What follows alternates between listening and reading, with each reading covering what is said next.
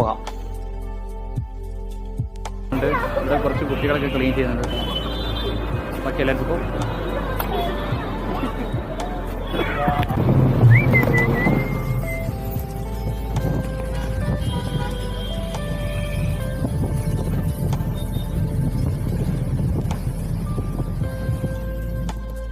ഇവിടെയാണ് ഈ ടിപ്പു സുൽത്താന്റെ ശവകുടീരം കേട്ടോ. ടിപ്പു സുൽത്താന്റെയും കുടുംബത്തെയും ഒക്കെ മറവ് ചെയ്ത ശവകുടീരമുള്ളത്. ഇവിടേക്ക് നമുക്കിപ്പോ പോണോ അതോ നമുക്ക് വേറെ സ്ഥലത്തും കൂടെ പോകാനുണ്ട്. ത്രിവേണി സംഗമം എന്ന് പറയും. ഓക്കെ, എന്തായാലും ഇനി നമുക്ക് ത്രിവേണി സംഗമത്തിലേക്ക് പോയിട്ട് വരാം.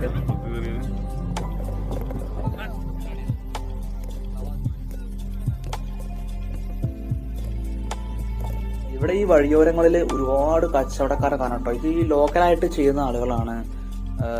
വലിയ റേറ്റും കാര്യങ്ങളൊന്നും ഇല്ല, ഒക്കെ കുറവാണ്. പിന്നെ കണ്ടോ കുതിര സവാരി ഉണ്ട്.